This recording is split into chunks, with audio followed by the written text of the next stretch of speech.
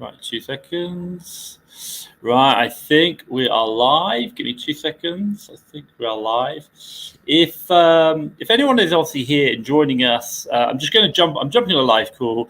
Good friend, fellow Amazon seller, Mr. Gavin Sweeney. Obviously, really happy and excited to have you here. So thank you so much, Gavin. I'm doing a lot of live recently, and the reason why I wanted to get you on and just have a talk is two things.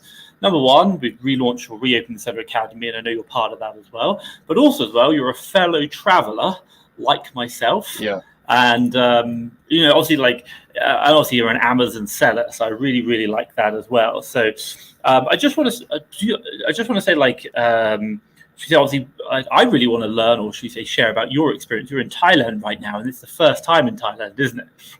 Yeah. So if anyone, how's it going? Thailand is so wet. It just rains all the time. But the food is super cheap. The food is so cheap. And I've still not been bitten by a mosquito. They don't exist. Mosquitoes don't exist. They do in Mexico City. They don't. I've never been bitten there either. Really? Yep, just never bitten. My God. Mosquitoes only exist for those that get bitten by mosquitoes. If you don't get bitten, they don't exist. The one thing... obviously, I'm glad that if anyone's got any questions for Gavin or myself about selling on Amazon, obviously do feel free to ask. And the reason why I say that is the fact that obviously we're kind of live, but obviously having a conversation. A lot of the time, I'm just having a conversation with Gavin, talking to him, and we catch up every week, don't we, and talk about selling on Amazon and what's going on in our podcast. But the reason why I wanted to get Gavin on today was mainly for the fact that he is. He has been. How long have you been? Tell me about your journey. I'd love to know about that. Like, obviously, anyone doesn't know who you are and what you've been doing. Okay. Name is Gavin Sweeney. Started selling, I think, over 2.5 years ago now. Wow, time goes so quick, man. That's insane. Anyway, I got into printers, which made me a lot of money. Shortly left my job, bought a whole bunch of fast track VAs, scaled to like a team of 5 or 6. Then. Well, I've already said I quit my job. And then I jumped to USA around the same time I left the UK permanently. So it took me about a year to a year and a half to leave my job. Then it took me another year to get out of the UK and move to Mexico. After that, I'm now in Thailand. Cool. Wondering why the Thailand time zone is so difficult. But you're enjoying Thailand, aren't you? Yeah. Oh, yeah, it's amazing. It's so good. Fine. Just driving around on a moped everywhere. Oh my God, Tom, I crashed my moped on the day I got it. Yeah, gone straight into a bush. And what did the lady do for you? She put some white spirit on it or something? Oh, hydrogen peroxide. It was so painful. That was not safe to do, by the way. I'm just saying. Never let anyone put hydrogen peroxide on your leg. It hurts like hell. My God. Yeah, I agree. But hey, honestly, welcome to getting a Thailand tattoo, traveling, falling off your bike. That's very, very normal. Obviously, if people are joining now, there's some questions coming along. So I'm just going to drop in. I think, Gavin, you can see these on the bottom. Is that right? I can. So there's, wait, hold on. If you click on comments on the right-hand side. I can. Okay, yeah, got it. So someone asked, are these results? And by the way, these are the results over here next to Gavin. These are my results. So these are like UK and USA. These are all arbitrage. Gavin does arbitrage as well. You were so close to the 1 million in the UK, weren't you? How close was it? I was on 940k. I'm not here for the title. I'm here for the growth. It's what I'm going fair play. And look, what I will say is I go quite heavy on revenue and I drop profitability for that. Gavin is slightly different. He does actually run a very profitable business. And I do look at obviously you share your numbers in the US. And my God, your ROI in the US was I'm like, oh my God, I'm really, really happy. Yeah, it's pretty good. And obviously in the US right now, are you doing what model? What are you doing? If anyone doesn't know. Just online arbitrage. We only do shoes at the moment. We do a little bit of clothes, but mostly just shoes. Okay. Question for you. Why are you doing shoes? Why that? It's easier to get higher turnover with a smaller team. And if you focus on replenishments and isolate all the data as in look at the return rates for specific shoes, you can be left with a very profitable business, and it's less prone to tanking because it's got a much higher barrier to entry. The analysis is much more difficult. The inspection with the prep center is more challenging compared to a normal item. Like you have to open the box right, make sure they're both the right sizes, the right shoes. There's more work involved, which means there's a higher barrier to entry and less people hopefully do it in the long run. And I think also as well, one thing to kind of talk about is that when you do like you're talking about shoes in the US is like it's more chance for it to go wrong, and because there's more chance to go wrong, people who aren't willing to do the attention to detail and they're a bit too lazy, the net result comes as they the net result comes that they're going to lose money, and as a result it reduces down the competition, so it makes it more profitable. Like if you're buying from Argos and selling on Amazon, it's pretty simple. Like that, hence there's less profit, if that makes sense. But I know it. I was literally doing some P&L review yesterday before I went to bed. Private P&L review. I was doing some review of one of our products. One of my lit purchasers. Oh my god! I said we need to do retraining. Listing selling 30 units per month. There are 5 variations. We got the worst variation, so I reckon maybe 1 sale per month, 2 sales per month if you're lucky. My team brought 30. I was like, what the hell are you doing? Oh my god. I did like 2 years supply. I was doing it for a pricing analyst. I was like, crash this price, get out of there. Like, don't care. Just like we've made a bad buy, move on. But that's the nature of it, isn't it? Yeah. Question for you, Gavin. Obviously, you're doing arbitrage, you're doing shoes. Someone mentioned here, obviously, we're doing a podcast, aren't we? This is why we talk a lot. This isn't the podcast, by the way. We are recording a podcast weekly. Who's in it and what's the name? It's called Amazon Nomads. It is cool. With Thomas, myself, and Seth Baker, the bookman. Oh, the bookman. Now, here's the interesting thing, though, for our podcast. We've done about 7 episodes, and we haven't released a single one yet. That's Seth's fault, isn't it? Seth needs to update that. Seth's fault. It'll get released at some point. We just don't know when. Fantastic. It'll be episode 200. They'll get released. I know, we'll get there eventually. Obviously, with your Thailand tattoo pictures in attendance. Gavin, question for you. Obviously, if anyone's watching, by the way, if you're watching right now, maybe on the Instagram, or perhaps maybe you're watching on Twitter or on Facebook or something, drop a comment down below. Obviously, I am looking at the ball, and I will pose them to Gavin.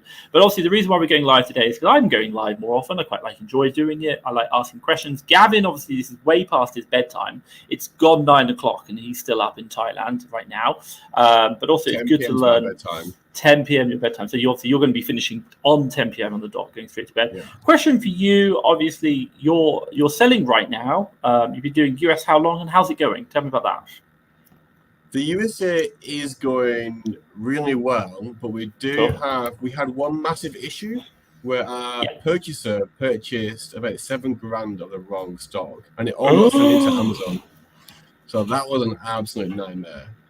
Now, I have another issue where I was going to get a Payoneer loan. Cool. So I moved my account over, got my first disbursement from Amazon to Payoneer. Now, my problem is the rest of my disbursements are going missing with Payoneer. So I have $31,000 missing with Payoneer. What happened? I don't know. It's really weird. They just haven't received the payments. And all they tell me is they're investigating. It's on the highest escalation rate, which is not a solution. My ticket's been open for 10 days now with them. I'm chasing my account manager every day. But yeah, it's definitely... if people don't know Payoneer, what is it? What does it do? And obviously, how does it work? So Payoneer is a loaning service. They will loan you a percentage of your revenue as capital, and you pay back a fixed fee, which comes out automatically from your Amazon disbursements. That means you need to change your Amazon disbursement card to one of their cards. So a lot of people use this, and I've had a lot of luck, but I've also heard a lot of bad feedback from these guys as well. And it looks like I've fallen into one of the people who just suffered the worst possible time. Because this is now mid of November. I have 2 weeks to get all my purchasing done for Christmas. And I have a $40,000 credit card debt, which can be paid off mostly with the disbursement money. But I don't have that. So I'm kind of well, do I continue purchasing and buying stuff, or do I stop sourcing? It's how risky do I want to play that? What are your thoughts? What are you going to do? So I think I can just about pay off this credit card bill. And then I'd be very shocked if this continues on for like a month longer. I'd be very shocked if it continues for a lot longer. Who's your credit card bill with? Amex. Have you called them and asked them to expend? What do you call it? Have you asked them to say, can I delay the payment? Have you done that? Not yet, because I think I can pay it off by moving all money from my UK accounts. So I was holding off from doing a lot of purchasing until I never thought about it today. My account statement ends on the 18th, and we should be able to pay it off. And all pending transactions may not get charged until after the 18th. So I think we're just going to go ahead and start purchasing as normal. I think we can just about cover it. Yeah. Trust me, give them a call. Like, I know many people have done that and just said, hey, look, finance, you can literally have a conversation to look, you can say, look, I think I'll be fine, but like, would it be possible to delay this payment? And they'll do it. Like, I always do it, like, plan for the worst, hope for the best, that kind of thing. So like, my God, they do it fantastic. Why won't you do it? The reason why I'm not doing it right now is because I don't want them to limit my Amex card to spend any more. I want to keep spending on that card. So I want to keep running it up more. Because with the increase in volume of sales on Amazon, I'm going to get bigger payouts in the next few weeks, right? So I should be able to match it from the bigger payouts. So if I can just about make the payment for this one now, the increase in volume should cover anything after for the next statement in December. And then if I need to call them, I'll call them on that time and extend it on that period where I do have the increase in sales. So it'll be a lot easier to pay it off. And I think that way I can maintain a high level of purchasing right now and still be in a good position whilst I wait for that 31K to come back. Wow. But it's been a bit of a stressful situation, yeah. I feel for you, mate. Honestly, I really do. I really, really do. I think, but hey, the one thing I would probably just say, this is life of like running a business. Business inherently have problems. You're like trying to go up, they have problems, and it comes back. Like, it's an absolute pain, isn't it? It's an absolute pain. That's an interesting thing. It was going from almost getting a 40K loan and just going absolutely hardcore and not buying stock over the last 2 to 3 weeks to now like holding back for the last 3 to 4 days. And then having to manage expectations of not getting 31K back for the next month or so. Yeah, so it's definitely an interesting spanner in the works. But yeah, as you said, Tom, that's just business. That's life. Business is making solutions to problems. Well, you're finding solutions. And I think the other one is like people say, what's it called? When it's going well, it's like it's right for you because you run a business. You're like, you haven't seen the 3 years of hell, like stressful nights, all that stuff. Downside, yeah. Yeah. I'm just going to kind of shout out to a couple of people. So on Instagram, Schmitty joined in. Greg Investor joins. Obviously, hi to you. We've got obviously. I think Abba Zings said hello. Rattle joined. And obviously, if you've got questions, guys, drop it down below. I will just kind of pick out a few questions here. So someone said, Tom, I see you're having streams daily. Is it a new thing for you? Long story short, it's Q4. I connect with a lot of people, but I think also it's nice just to share and to talk. And a lot of people are like asking me questions on private chat. So I'm like, hey, if I just say, look, don't bother asking on private chat, come join me on a live stream. And then, by the way, if you don't know, I do time boxing. I'm like a massive time boxing fan. So I kind of just put that into like, all right, I'll do a live stream. And if people ask me questions, I'll say, come join the live stream. So that's really good. And I just want to thank Gavin. Like, I thought, my God, you might be getting bored of me. I love talking to Gavin. We talk all the time. This guy is really good. He's probably one of the most amazing technical people I ever know. Like, if you want technical stuff, Gavin is incredible. Also, as well, the one thing we've reopened the Fast Track FBA Seller Academy. That's like my framework for serious sellers, and I'll talk about that. We're looking for 20 people right now to take their business to the next level. Interesting, Gavin is part of it. I've worked closely with Gavin for a long time, and obviously he's kind of going through that process. He's part of Wave 1. We'll talk about that later, but I do appreciate that people are kind of watching right now, and I wouldn't mind just kind of answering some questions. So, Gavin, you okay if I just blast some questions at you? Is that okay? Absolutely, go for it. He's like, right, what kind of questions can I ask? So, someone mentioned here, can you see this down below, Gavin? How can we source Nike products? Any sourcing sites? Can you see that? Yeah, I can see it. Well, this is like Nike.com, eBay. There's loads of sites that do Nike. If you want to focus specifically on Nike, you can either use a Keeper product finder, set your range to like 1 to 70,000 and set it so it only shows one ASIN per parent variation listing.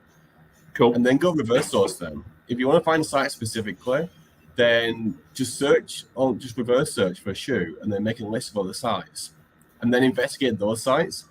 Then sign up for the newsletters for those sites too. And then you have a list of websites that sell Nike. Co-sell them as well. Yeah, I think that's good. Number one, you just shared some wholesalers, which is great. To get ungated. And then number two, you talked about reverse searching. I like the keeper trick. I think keeper's so underutilized. Like, my God, I don't even use it half enough. And I'm like, oh my God, there's so much more I can do. And I know you love keeper. You absolutely love it. So thank you so much. So Super Gamer, if you like that, hit the thumbs up. Give Gavin a love heart. Just write, thanks, Gav. You're the man. Good luck. Well done on the Thailand tattoo. Anything down below, honestly, that would be great. Let's kind of go through. I will, if you've got questions on Instagram, do drop them. I will also do that as well. I just want to quickly go through Facebook curious user. Curious how you deal with returns that are unfillable, especially if their shoes are quite a hit. Do you sell them on eBay as used like new? What are your thoughts, Gavin? Yeah, so our prep center has a liquidation process where they'll basically sell them on eBay for us. And take like 8 or 10% of the profits, or like a set amount of dollars, or we sell the shoes to them immediately for $10, and then they'll sell it to their like wholesaler. So that's kind of like how I do it, but you have to return it. If you can sell on eBay, sell them on eBay. Some websites offer like 365 days returned, but we don't do any of that.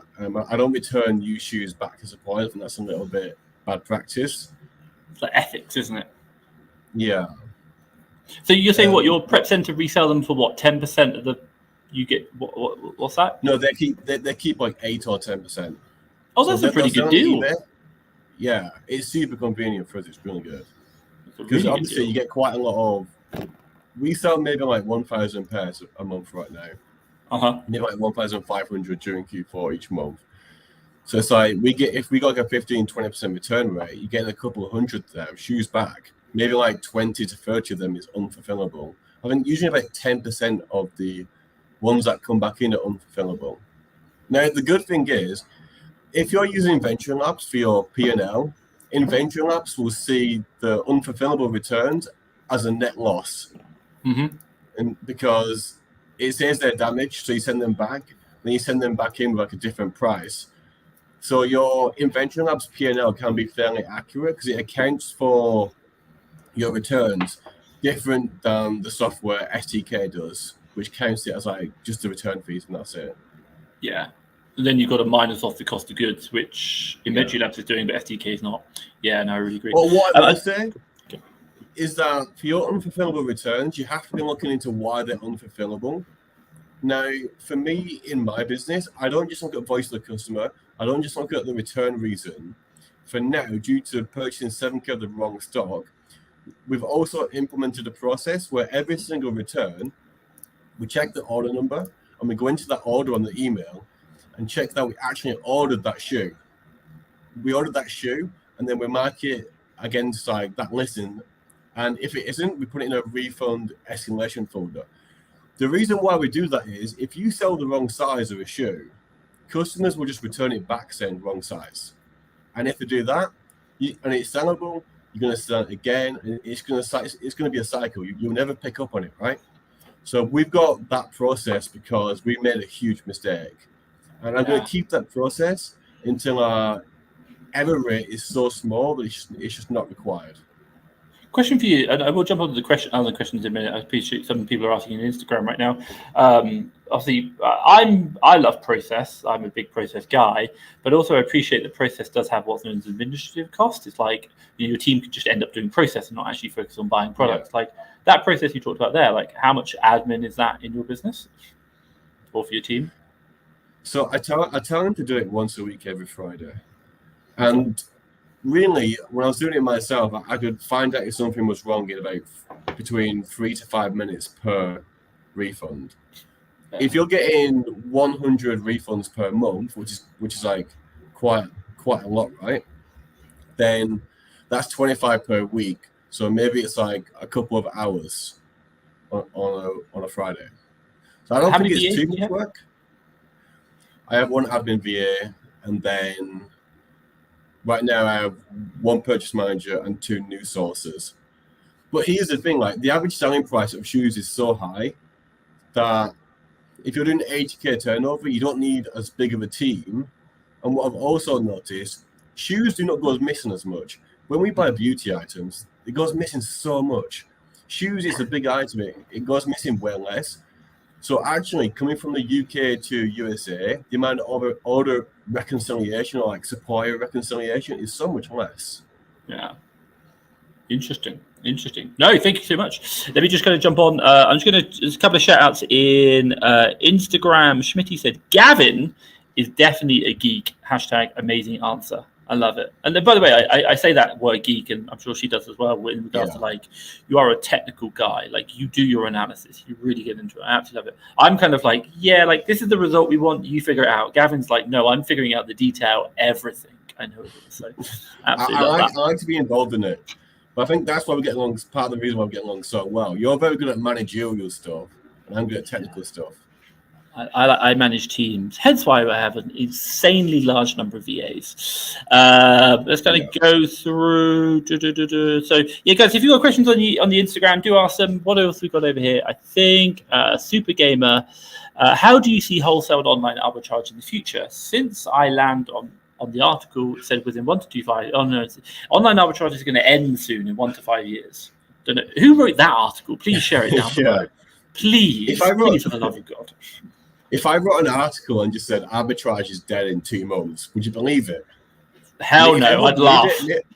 Maybe I'll write it because that'll get so many people to quit. My margin will go so much higher. I don't think so. Which means there's an agenda behind everything. Yeah, agreed. Are you saying it was clickbait? Are you saying it was clickbait? Completely clickbait.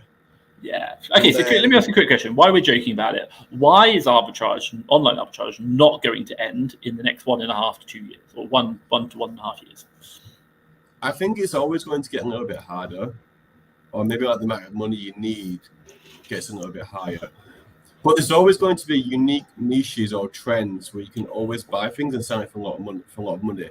Why? Because there's always market supply and demand. As long as there's a case of supply and demand, then there's always going to be the arbitrage, because what Amazon offers is convenience. Now, for USA, like shipping times take forever. For the UK, shipping times also take forever, and delivery is expensive as well for many suppliers. So people want the convenience, the trust of Amazon, and arbitrage has existed. Arbitrage itself has existed since the time we was born as humans. The human age. I'm sure like back in the days, maybe it was like trading wood or trading anything they could. So arbitrage always exists from my perspective. Yeah, no, I agree. I think arbitrage is just a different. You're taking advantage of difference in pricing between supply and sale.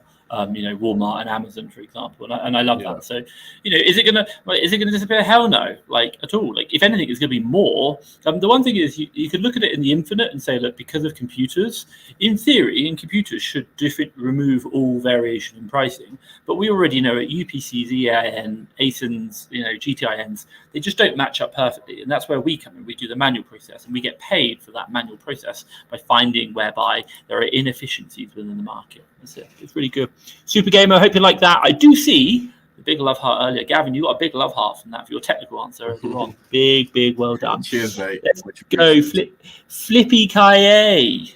Do you guys change? Here we go. Do you change your repricer for Q4, or do you stick with the same rules? I'm guessing you're not meaning change the whole repricer, just change the rules within the repricer.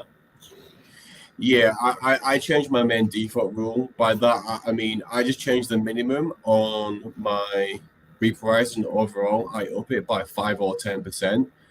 But what's more important is having a good idea of all the bad items that you want to liquidate during that period. Like the same way it's the best for sales, it's also the best time of the year to liquidate all of your dead stock, which is super important because you don't want your bad stock carrying over to February and March, because then you might be waiting another 4 months to sell it. So yes, you need to change your repricer, like change them in, but then also go through all of your listings and see if there's an individual play. And by an individual play, look at how well they're performing last year during Q4, and look at the overall sales velocity as we get further into Q4. Look at the direction of the offer count as well. Yeah. because I manually reprice a lot of items during Q4. Yeah. Yeah, I agree. I think the question I really want to ask you is, you said like Q4 is a great time to sell, like clear down old dead stock. What do Yeah. you mean by that? Let's be crystal clear. Like, what does that mean? Like, what advice do you have for people who are trying to clear down stock? Like, should they sell now? Should they hold until late December? Should they? What does that look like? What's the kind of like the process you're thinking of? So for me, I would say like from the 1st of December, anything that's over 90 days in inventory, I'll be looking at getting that liquidated for the best possible price. Cool. Now, it's very semantical about how you can play that. It's very listing dependent as well. Because maybe it's actually a very good buy. You've just been waiting 2 months for the offer count to go from like 100 to 20, and then you can sell it.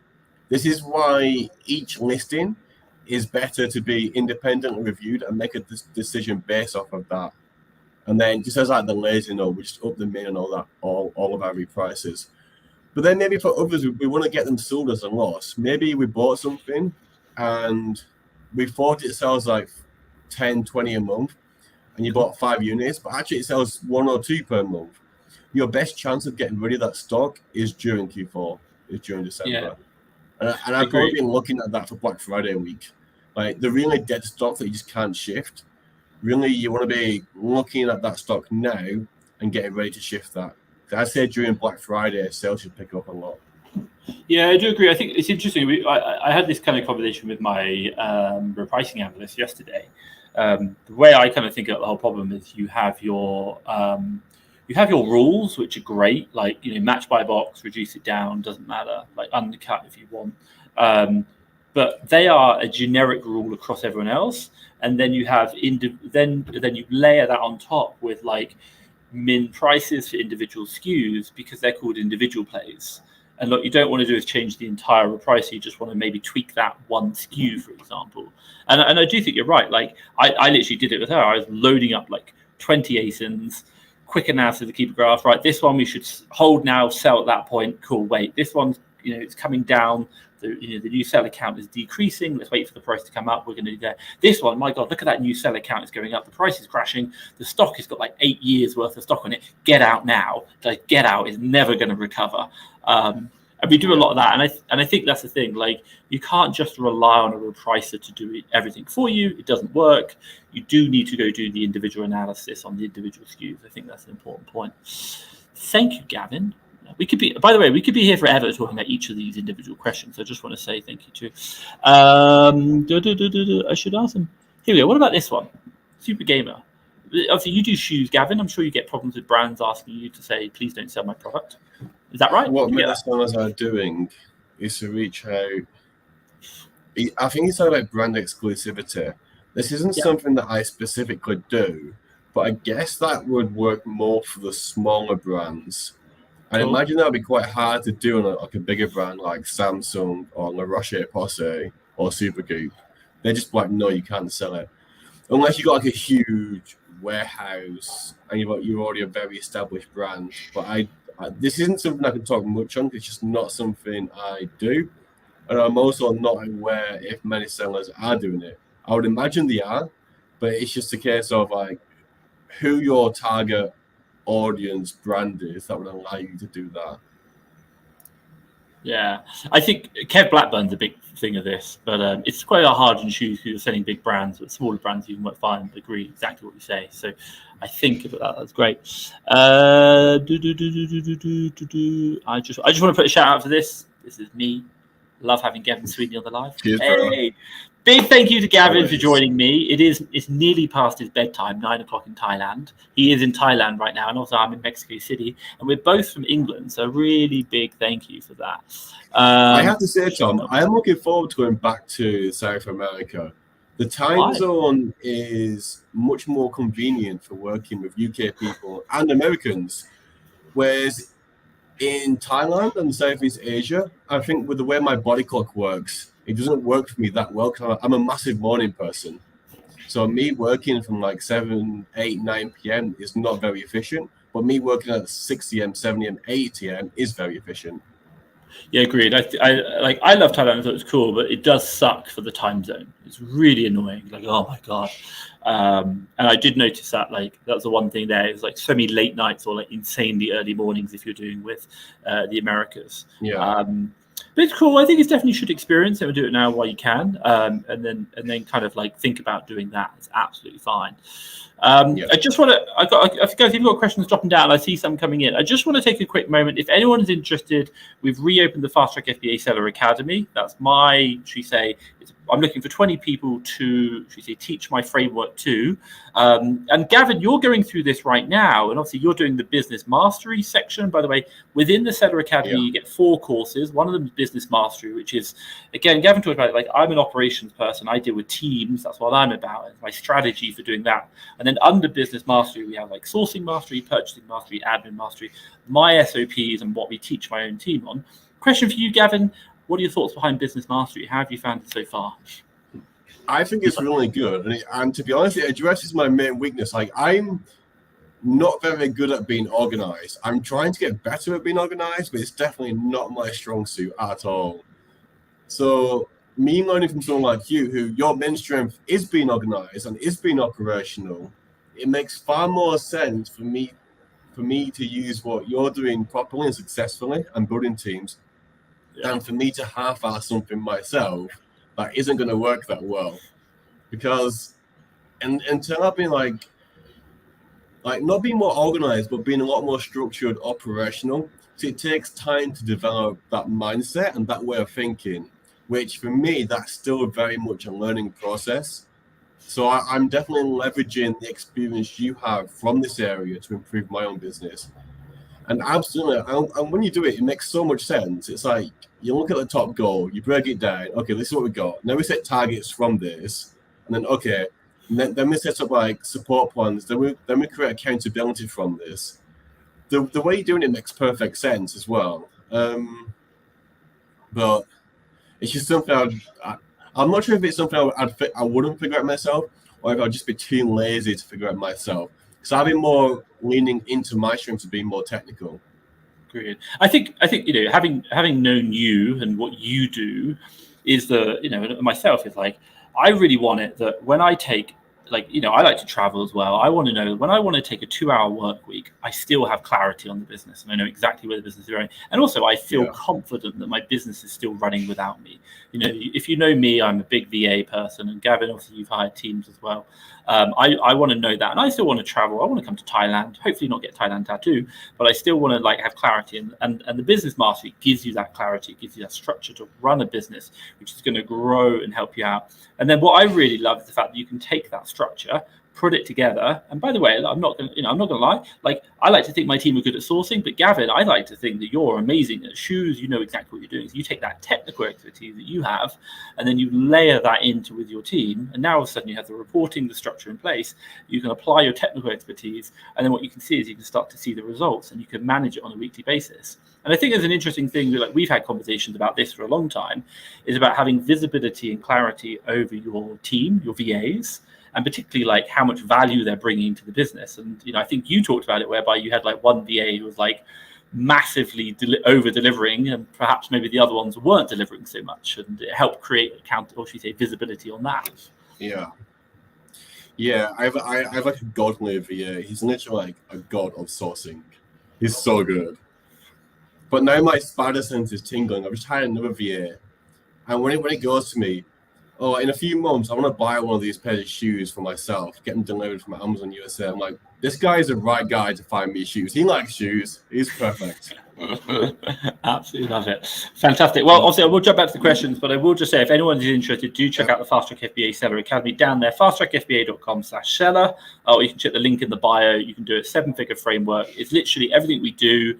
The 4 courses. We also do 4 weekly support calls. One of them with me, one of them with my sourcing team, one with my purchasing team, one with my admin team, so IP complaints, inventory management, financial management, all my SOPs, everything we teach my own system, they're in there. Also, as well, we give you the USS, and we give you 3 months worth of leads, and obviously supporting you guys to see how I built my own businesses. And obviously, the next to Gavin, they're over there. You can see the 2 of them, what we're building. And obviously, I do that on a couple of hours a week.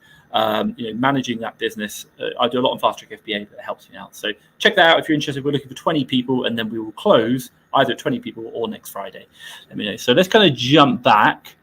One second, I will add to this. Like this course is quite big. You won't get through it as quick as you think. I'm still going through the business mastery. Now it takes a lot of time to understand and then implement a lot of the actions. But I guess the good thing is as well is that you can use whichever section you need the most at the moment.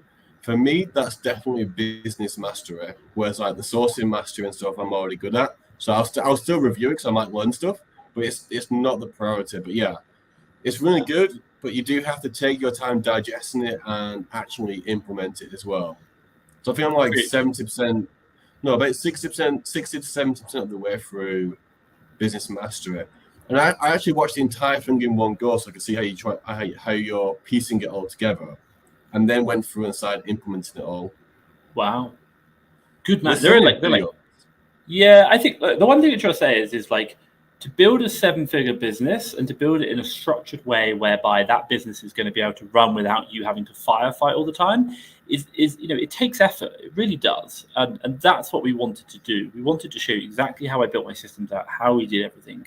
And it's not like, okay, go source stuff, find it. Like, no, like we're giving you the structure, like we're giving you the systems which allow you to build a big business and manage it effectively in a as an owner. And I think the one thing which I will say is like, there are a lot of people who want to sell on Amazon and want to do it on themselves, and it's absolutely fine. No harm against that, and they don't want to build a team, absolutely fine. The one thing which I always think about is that I didn't quit my job. I didn't take this risk within my own business so that I had a job. Effectively, I had a job which probably could pay me really well, but had a lot of stress. I wanted it so that when my business gets to a point, maybe I've grown it, I can actually go travel, I can go enjoy the fruits of his labor. Not, I'm still going to have to work for the next 40 years. So hopefully you understand with this, if this is ideal for anyone who's looking to build, should we say, who's looking to take their business up, build a team, manage that in an effective way and have optics, have clarity and vision around where their business is going to help them achieve a goal, where that wants to be, whether it be like saving time, spend more time with the family, maybe building a 7-figure business.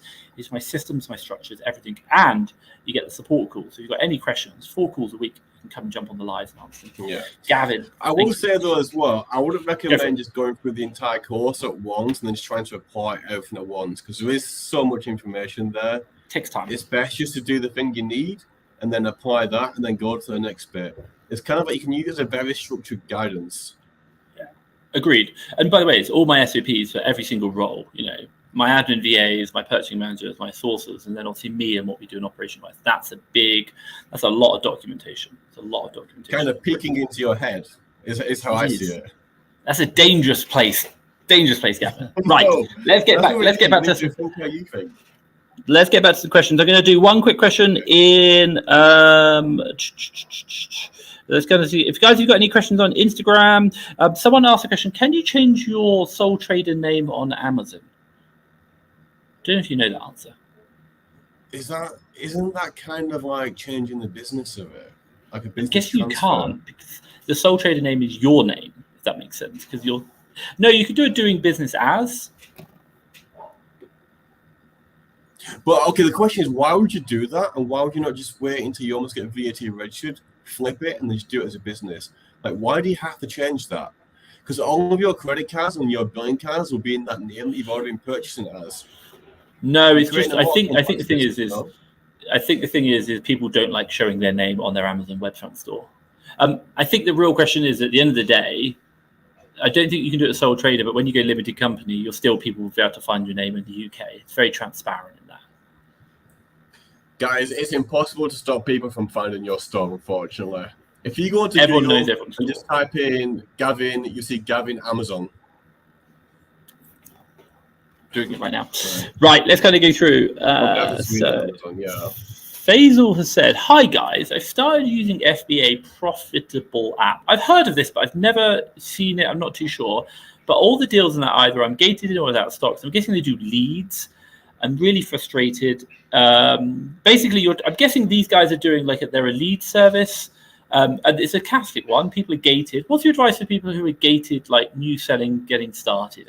Gavin? Okay, so from what I've realized is that in the beauty category now, people aren't gated in topicals from the get-go. They seem to be gated more in brands, and if you are gated more in brand, you can use websites like ASOS.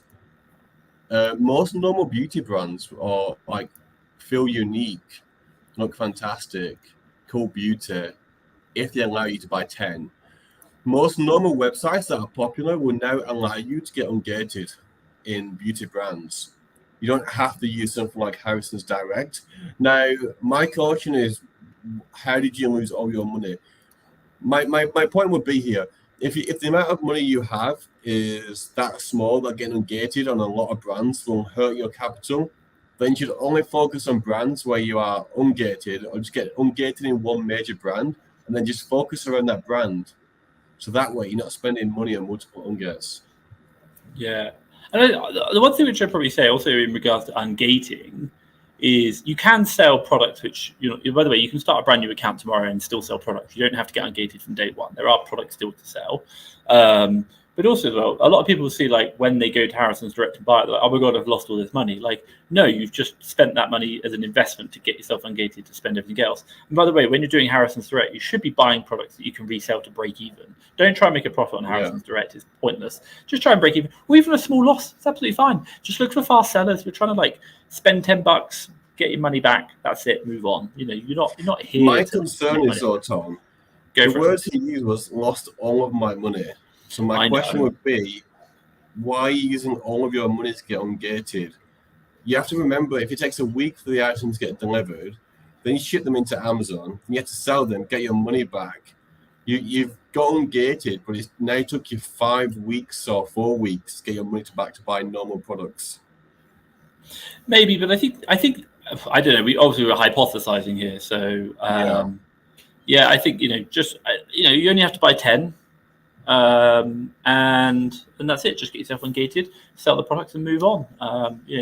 Generally, when I do ungating or overdone ungating, I don't try and look to make profit off it. I just try and look to ungate it. That's it. I won't lie. I did it once. There was a product I wanted to get ungated in. What happened? No, I bought the 10. I bought the 10, got the invoice, but the 10 hadn't. And then I cancelled the order or something. And then Amazon said to me, we want to see the pictures. So then I basically went out and bought one of the items and took pictures of the product myself, and then just kept it. Really? It was like really, really annoying. You've got so obviously fantastic. Let's kind of jump in. Facebook user. I reached out to La Roche-Posay. I think I'm saying that right. Please excuse me. In the past, and they referred me to a L'Oreal representative. L'Oreal love resellers, didn't they? And it was a flat out no unless I had a bricks and mortar store or pharmacy. This is about beauty. Yeah, exactly.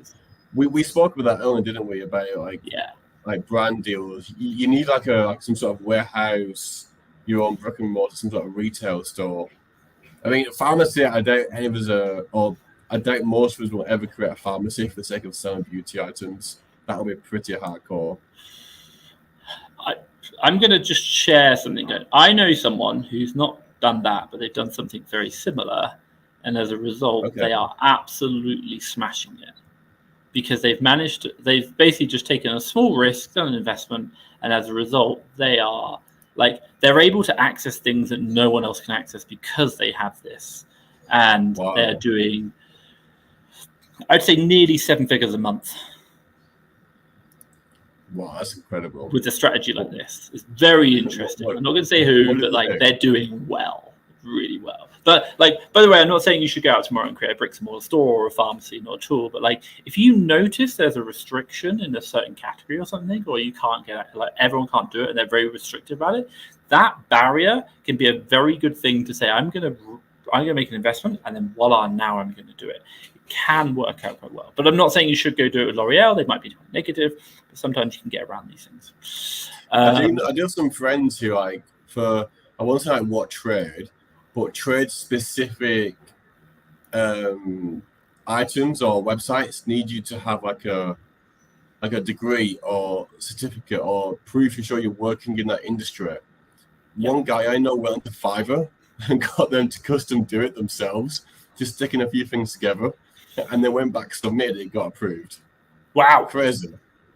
I think I spoke to Reezy Resales, and he said a long time ago he submitted a blank sheet of paper and they undated him. So again, it's the person who on the other end. They're like, yeah, whatever, next one. Just got to put the ace as a title, fine. Yeah, right. Let's get through. Appreciate time, Gavin, and it's nearly your bedtime, so we're going to have to wrap up. But guys, if you've got any questions, do drop them down below. I will answer them. Obviously, if you're on Instagram, I am reading them. I will answer them as well. So, best advice for beginners with limited funds? So, first thing is first, you don't want to start going deep on lots of items because you don't want to tie up all of your money into one item that then fails. Yep. So you want to spread out quite a lot, but also aim for the higher ROIs. If you do have limited funds, usually starting out with retail arbitrage is better. There's more exclusivity to the items that you find in the clearance sections, meaning they are far less unlikely to tank. So you'll be able to go a lot quicker with that. Or maybe you could even sell it as FBM, so then you can get your money back a lot quicker and buy more products. Then after you do that, you start gaining a lot of knowledge. You start increasing your money. Then you can look at what works well and start going deep on a few products. That's what I did. That's exactly what I did. And then I started leveraging credit cards, not financial advice, obviously.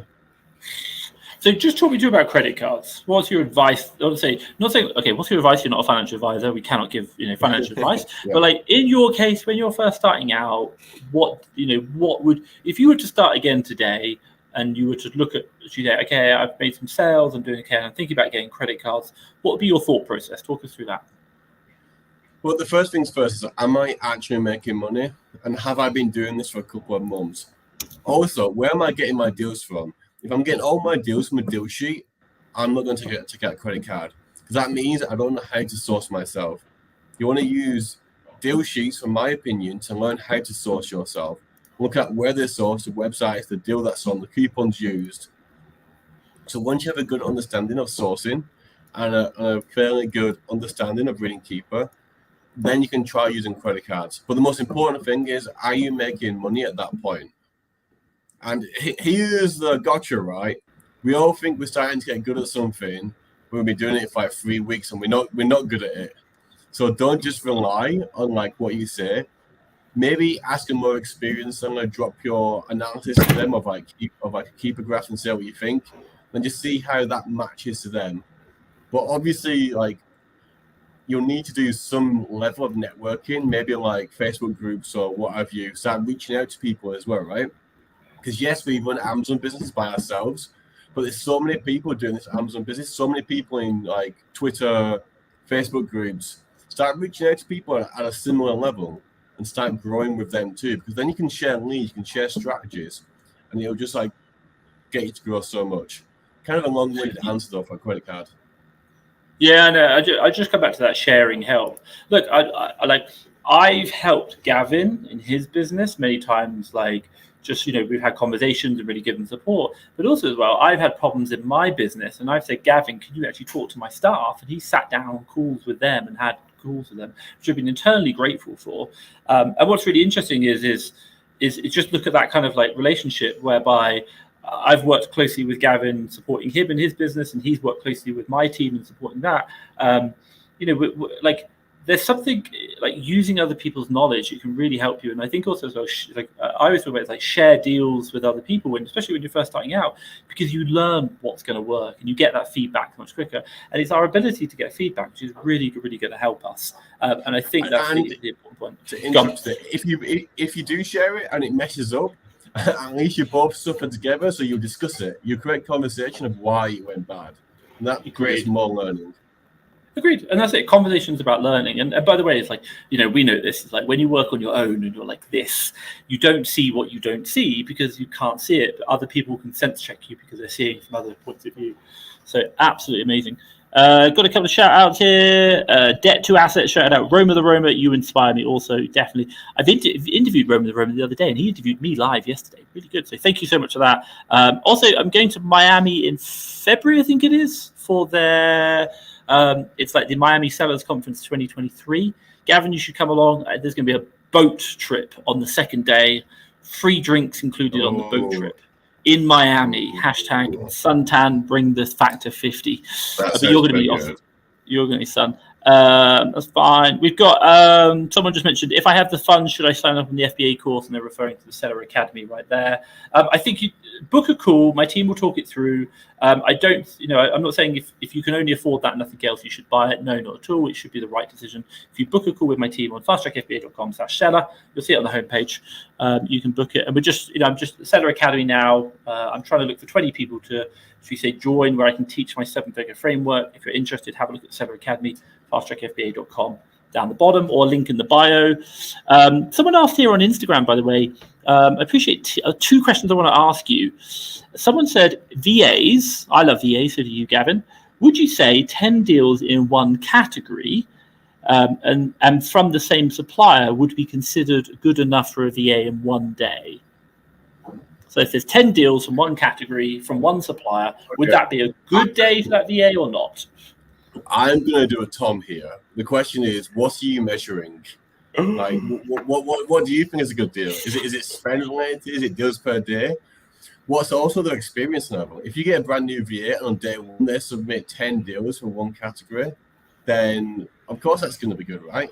But I guess for experienced VAs, what we look at is the spend. If I submitted 10 deals from the same category, but the buy price was £4 each on all of them, then that would not be good, right? Because you're not going to spend any money. So you're not going to make any money. Also, what if the deals have like 5 or 10% ROI? So I think there's a little bit, or there's not enough information there to determine that. But I guess Tom would give more advice on this, in terms of like what he considers to be good ROI or good number of deals purchased per day for like a brand new VA. Yeah, agreed. I think, again, what you're measuring, at the end of the day, I'm looking at spend. I probably wouldn't want to have too much exposure into one area. Absolutely fine. But again, focus on what you're measuring. Gavin, I want to ask you a final question. I appreciate it's getting late. I can see how dark it is getting where you are. The sun's coming up here. It's going to be a beautiful day in Mexico City. Yeah. I think we'll hit kind of like mid-25s. Absolutely beautiful. Obviously, looking forward to going to Miami when that happens. But I looked at some news today. I don't know if can you see it in the stream right here? I'm going to hide my banners 1 second. It says Amazon plans to lay off 10,000 employees in the largest company history. The largest layoff. And by the way, there's a lot going on right now. Twitter, Instagram, Facebook. 10,000 employees. I think that's about. Yeah. Oh, FTX. Don't even get me started. I'm not affected, so I'm not going to say, but I know a lot of people are. But there's a lot of layoffs happening right now. The one thing I want to ask is, if Amazon is laying off 10,000 employees, and by the way, this is going across, what effect do you think that's going to have on sellers? And let's just talk about, US focus. What do you think effect that's going to have? So restock limits is going to go down because there's going to be less people in the warehouse. But the question is, of what percent of the overall employee percentage is this from? And where are the employees? Is this all like Amazon warehouse workers? So then that'll be a massive 3% restock limits. 3% of their corporate employees are going. Yeah, so soon, and it will focus on Amazon. So basically going Amazon devices, retail, and human resources. So it doesn't really look too much around the warehousing, the logistics operations. I think it's outside of that in development areas. The counter argument there is that there's been so many massive cuts across restock limits. So maybe there's been a lot of people quitting and not hiring enough people. Okay. I mean, like, I don't really predict the future. But the way I see it is we're seeing this as we go into Q4, Q1, right? And part of my strategy for Q1 is to only buy 2 weeks worth of stock. And I think what we're going to do as a backup in case we're going into a big recession, we're seeing more of this type of stuff, maybe I'm going to limit the BSR of shoes to only 50 or 60K. So we start having a much tighter product line where we're only buying much faster selling items, which means we're going to take a bigger hit on the margin. But if push comes to shove, we can sell our products. Fine. Question for you, because I'm a nurse and I appreciate it's nearly past your bedtime. And I'm very mindful of time, so sorry. By the way, he's in Thailand. So you can continue on. It's fine. Thank you. You're a good man. Obviously, you guys got questions, drop them in. I will do it. Gavin said he can continue. We'll go like 5 minutes over. Appreciate this is probably not so much in the operational aspect in regards to the warehouses, but the question I do want to ask is: I remember last year, COVID, Amazon ramped up massively in regards to warehouse. Thing. We had obviously restock limits came in, and then it was like restock limits kind of disappeared, and everyone had like an insane amount of storage. Amazon released a press release; they were like 50% over capacity. They had warehouses not being used. But now we've seen reintroduction of restock limits, and you're talking about like people are getting hit by restock limits. They're getting. So what's going on? Tell me about that. In Q4, the restock limit changes. I'll see if I can find an article. So it's a question of, is Amazon trying to improve their check-in times for Q4? Maybe they're giving people too much space. It's kind of hard to say what exactly they're doing. But this Q4 won't be the same as last Q4, because last Q4 was COVID Q4. Like COVID, everyone was at home, everyone had money spending stuff. This day and age, right? The way it runs in my head is that people are worried about recession, people are worried about the war. If you look at the overall stocks, like all the big stock companies, it's all down by like 60%. So it could be a case of just planning for the worst, is what I think they might be doing here. I think they might be planning for the worst so they can be as prepared as possible. Agreed. I think, just looking at this article right here, unpredictable fulfillment receivable times. Q4, one of our big things as sellers is about getting stock in quick and getting it turned. I still remember, I think it was a couple of years ago, oh my God, it was taking weeks, to get stock in. And Q4, that's the last thing you want. And then the next year, they did it, they turned it around in the same day. So it's interesting here, this article saying that the restock limits are only affecting 6% of sellers, and in particular around standard and apparel products, so shoes, but Seth, obviously, we know, we do a podcast with him. He's he has been affected, but he's a pretty big seller and holds a lot of stock. So it does have an impact. It's something to certainly think about. Yeah. I think a lot more than 6% of sellers have been hit. Unless it's a larger volume of serious sellers being hit and a smaller volume of less serious sellers being hit. Because if you're only selling if you're only shipping in, if you got 600, 700, 800 products on average, then is that data factored into this data here? Because they're not going to hit that anyway, right? So I think the impact is bigger than it says because the amount of data they're analyzing. I agree. Guys, if you are here, just obviously do hit the like button, give us a big love heart on the Instagram. Anyone here, just obviously let know Gavin that you really appreciate it because, hey, if he has a good time, he might actually come back. He's I really enjoy it. So I just want to do. Always have to come back. No, it's good. Hey, I love. Obviously, we do the podcast as well. I love doing the chats. I think it's really cool. Just talk about different things and obviously doing the Q&A. So thank you for the guys that are hitting the thumbs up. That's really good. Hit the thumbs up. Hit the like if you're on your phone. Just really, really good. Ryan asked a really good question. Obviously, I know the answer to this one. Sam has said, "Awesome content, guys. Thank you, Sam. Thank you so much." Obviously, on the beach and the profile picture, absolutely love it. So thank you, Sam. We love that as well. Obviously, it's good just to share and talk. Ryan asked a really good question. How do you guys deal with two-factor authentication? This is a text code while abroad. And obviously, right now, I'm in Mexico City, and I'm from England. And Gavin, you're from England, and you're in Thailand getting a Thai tattoo. How do you deal with this problem? I love how you always mention the Thai tattoo. Everyone's got a crasher motorbike. The rite of passage in Asia. Yeah. Okay, so I actually have 3 phones on me. I have a phone with a Mexican number, a phone with a UK number, and a phone with a Thai number. But the actual reason for that is when I was in Mexico, my phone got stolen. So I always wanted a backup phone. Did you get stolen or did you lose it when you were drunk? Well, stolen. Yeah. That's all right. Carry on. So how do you deal with two-factor authentication? I know you can use something I know there's virtual phone services that you can use. So it gets forwarded to your email instead. Then you can give that email to your VAs. But for now, I just use 2 different phones. I have a phone with my UK number where anytime a message comes through, it lands onto that. But I still have an ongoing contract, so I kind of got to use that for now. But maybe I'll post it over to an virtual online phone number thingy however you call it. Yeah, it's a good question. I think so. If I kind of talk you through the answers of how I do it, and obviously I've been out of the UK for like 5 years. In the UK, we use a company called Andrew and Arnold. It's really cheap. It's like £1 a month plus VAT, so £1.20. They do what's known as like an 07 number to text, and you can actually do it. I have an app on my phone that I can send and receive calls. I can also send text messages. It's not the most easiest. I'm not going to lie. You're probably going to need help setting it up. You can't just go on the website and do it because it's not what's known as like a business to business service. They're not really consumer friendly. So Andrew and Arnold we use like that. We use Blacktail in the USA. That works. The other one, if you are looking for the telephone number, a good option is Google Fi.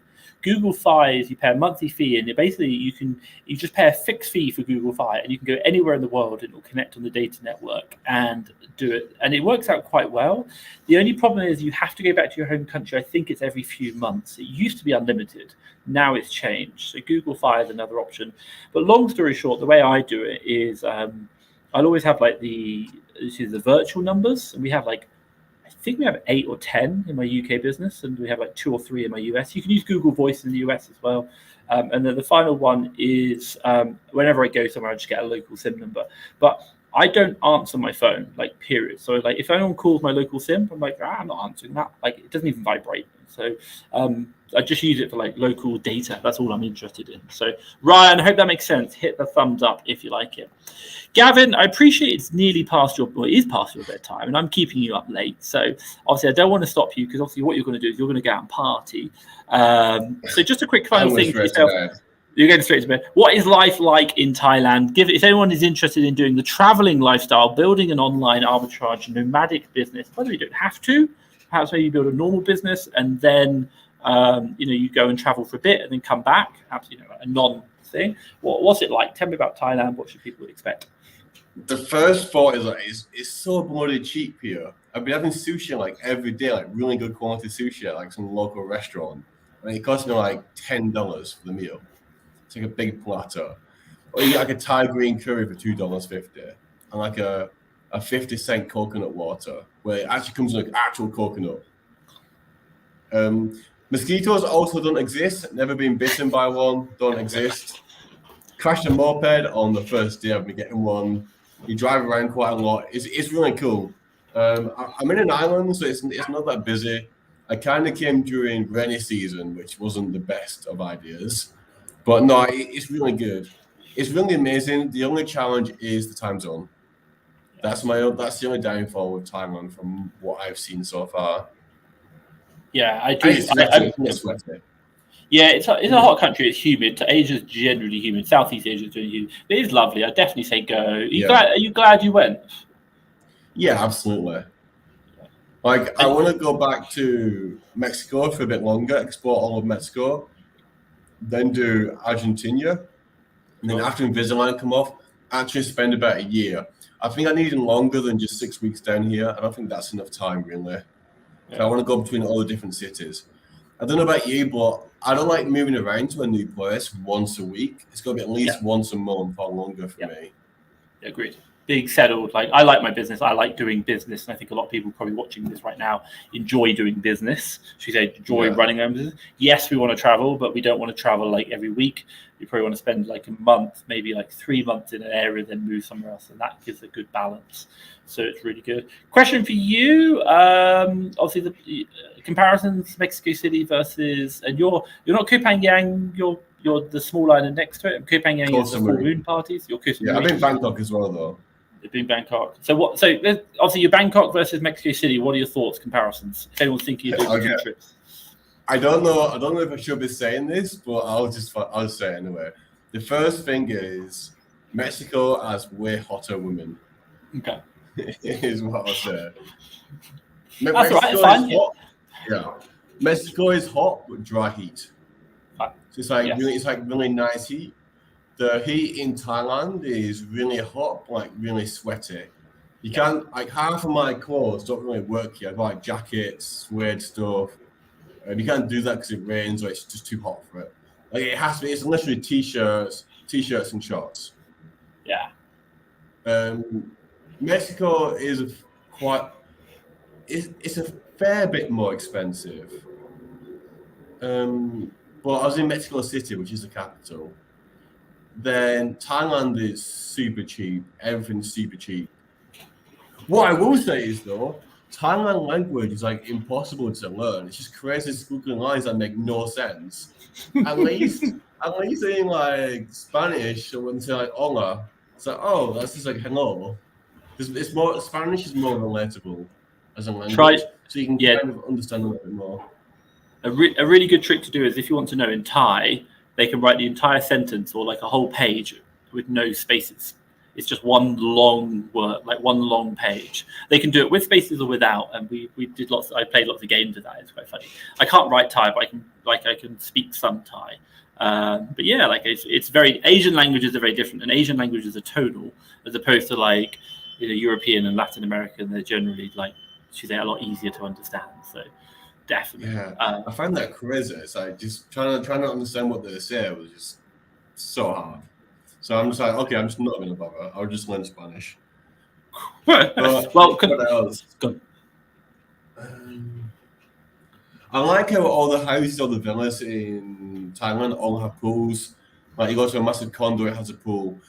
Oh, one big like factor actually is, so Thailand is not a walking culture. If you like to walk for long distances, from what I've seen, Thailand might not be the best because everyone rides bikes everywhere. In Mexico, like Mexico City, and I'm pretty sure for a few other Latin cities as well, you can walk quite far, right? And just like move by feet. Only in the tourist areas. Outside of that, Mexico City is generally car. It's very car culture. Is it? Okay. Yeah, same as the Americas. Not like the public transport as well, but like it's only because you lived in the rich areas, the tourist areas, should we say? I do like how got to take a bike in Asia. It's so much fun, and tattoos. It is. But it's like everyone rides a bike in a crazy way, but in a very safe way at the same time. Because nobody goes fast. Nobody really drives fast, but nobody indicates properly, and nobody looks in their mirrors, me included, because they're too small. Wait till you go to Vietnam. Go to Hanoi. Good luck. I tell you that. Why? That's like 1,000 motorbikes. Insane. Just type in motorbikes Hanoi into Google right now. I'll see if I can do it. Okay. I had a screen share. I'll see if I can load it up. I would never drive in Bangkok either. That's crazy. That's absolutely insane. What's more insane is that you get Uber bikers where you sit on the back of the bike of a motorbike, and people don't even use the handlebars or anything. They just sit on the side. So this is, by the way, this is like a bridge in Hanoi. Like, I know this. I lived in Hanoi for 2 years.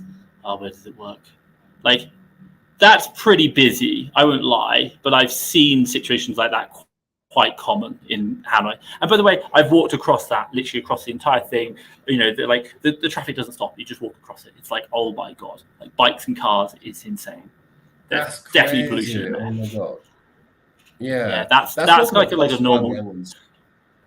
No pollution. Yeah, it's crazy.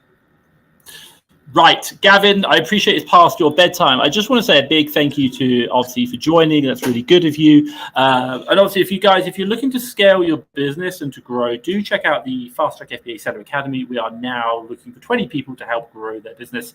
Gavin obviously joined in the first wave, and he talked highly about it today. I just want to say thank you for him. And by the way, he's a technical seller. I like it. And the one thing which I will say is, if you're looking to grow your business, build a team, take it to the next level, and build that structure around it. By the way, I run my business on like 2 to 4 hours a week, pretty much. This is how I do it. It's all my SOPs, everything that I do to help me build these 2 7-figure Amazon businesses over here. So if you want to copy that, you can literally sign up to the Fast Track FBA Seller Academy, get my entire framework. Also, you get 4 live calls a week. You get the leads, you get the USS, everything else. Check it out, fasttrackfba.com/seller, or just look at our framework, or obviously link in the bio, 7-figure framework, or you can see it down there. Check that out. I'm only looking for 20 people. That's it. Then we will close again. But I also want to say thank you to Gavin. It's been a real pleasure having you. Obviously, if you do want to hear Gavin back again, drop a comment down below. Let me know. Give me hit the like. By the way, let him know he's here, because obviously I love him. He is an amazing technical seller. Like, he's way better than I am at technical selling. Like, he knows the keeper charts. Like, he helps train my team up on keeper charts. And by the way, I'm not saying I'm an expert. Like, I've learned a lot. I'm sharing that. Gavin knows one hell of a lot. Like, he shares that with my team. We share. people share, and I think that's really great. And I think that's a really important point. Like, network, learn from other people. My God, don't try and do everything yourself. Just get skill sets from other people. It's absolutely. And Gavin, I just want to say thank you so much for all the value you've added today, and thank you for everything about learning about Thailand as well. If anyone's getting in contact with you, Gavin, what's the best way? Twitter. My Twitter is @Gavin Sweeney with 2 Y's. You can also find me on Facebook as well. If you have any questions about Thomas Parkinson's course, or just have any questions in general for me, just drop me a question on Twitter or Facebook. Fantastic. Just search for Gavin Sweeney on Facebook. Yeah. Search for Gavin Sweeney. I'll literally just put it on the overlay right now. 2 seconds. It's loading. And 3, 2, 1. Here's incoming. This is Gavin's profile. So have a look for that on Gavin Sweeney. Obviously, you can see more about him. He's got 7,000. Well done, 7,000. My God, man on fire. Thank you. Check him out at Gavin Sweeney, and that's double Y. Is that right? I'm not making sure I got that right. Yeah, that's double Y. Double Y. So yeah, do check him out. Somebody stole the first Y. Outrageous. Yeah. So there we go. Gavin Sweeney, just on the bottom. Do check him out. And I just want to say, Gavin, thank you so much for joining, talking. Obviously, it's great to share with you. Also, great to learn about life in Thailand, what's going on. If you do want to see him again, drop a comment down below. Hit the like. I'll let you get to bed. Stay warm. And obviously, I look forward to seeing updates in the coming weeks. And good luck on the Thailand tattoo part 2. Right. Stay safe. Guys. Thank you so much. Bye, guys. Have a nice day. Bye-bye. He's like, right away.